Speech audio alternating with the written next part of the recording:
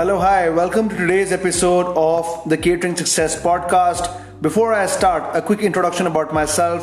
I'm Manveer Singh Anand, a catering success evangelist, an event hospitality expert, founder and CEO of Night Gourmet Services, and author of the best selling book, Catering Your Way to Financial Independence.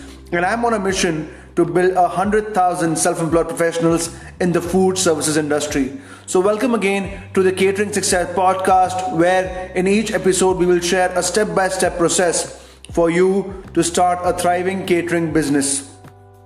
In today's episode, I'm taking some time to share my story with you and why am I starting this podcast. Also, we'll be giving you a brief insight into the catering industry basics. But before I start, I would like to share this beautiful quote by John Lennon, which says, "Life is what happens to you while you're busy planning other things." That's absolutely how I feel when I look back upon my journey of last 8 years.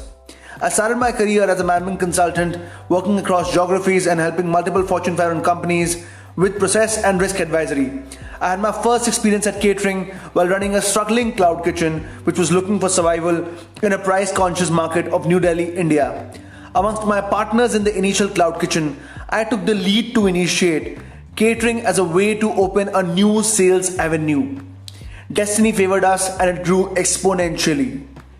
It started feeding even the retail side of our business, which eventually yielded a better value for our company when we planned to sell the company because of some partnership issues internally. After my exit from the business, I was happy but in a dilemma. I was unable to decide whether I should go back to the F&B business or should I change my industry altogether. Finally, I enrolled myself in a recognized culinary program in India and then in London. Ever since, I started a company called Night Gourmet Services, which is scaled to 3 local offices, 11 states, 30 cities, and has served over 1.35 million people as on date. But in hindsight, I look back and consider getting into catering as one of the most rewarding and best decisions I've ever taken in my life, and it's defined me into who I am today. Looking at the rampant levels of unemployment due to the pandemic, my objective of starting this podcast was a conscious call to drag the attention back to the catering industry and recommend it as a viable self-employed career option to the youth and people in general. It's an effective mechanism also for restaurant owners who want sales growth. In fact, I go a step ahead and I consider catering to be catering to be a lifeline for any restaurant owner who wants to add a new vertical of sales to his or her business. It can be highly rewarding and can be started with minimal investment. So further, in today's episode, we will share about the basics of the catering industry, what catering is, what's the opportunity like, and why is this the best time to be in the catering business. At the end, I will also be sharing with you my outdoor catering success blueprint. Firstly, what is catering? Catering by definition is the business of providing food service at a remote outdoor site or an indoor site, such as hotel, banquet, hospitals or convention halls. So, as mentioned above, catering is essentially of 2 types broadly. One is indoor catering, which happens typically out of your hotels, banquets and clubhouses where opportunities are limited. And second is outdoor catering, which can happen at any independent venue like office, house, convention halls or remote sites.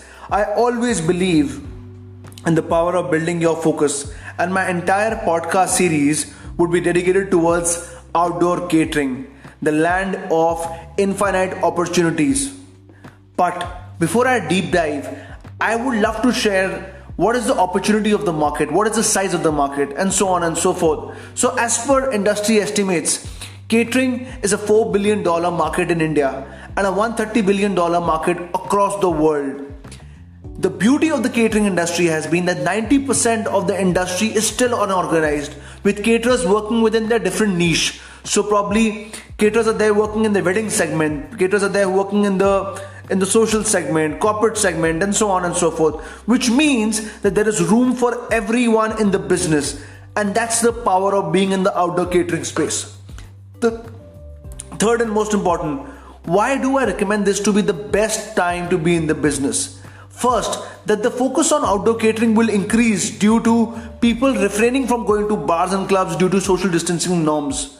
The trend of catered events will shoot up, creating opportunities for more and more caterers in their respective niche.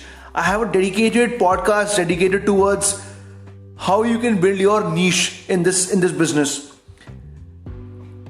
Most importantly, now is the time for fast acquisition of clients due to digital penetration. Now you don't have to wait for over 30 years to build your brand. With the power of digital, you can build your brand and credibility faster. Lastly, with the small gatherings happening, they are a very good avenue for you to test waters with and learn the craft of catering. Because anyway, starting from 10 packs to 150 packs is a good number to know about catering in the initial phase of your catering journey. So that's why I always recommend that this is the best time to be in the industry. Coming back, why I recommend outdoor catering as an opportunity of a lifetime. And I would share that via my outdoor catering success blueprint, which includes following components, which is A, that you have lower startup costs.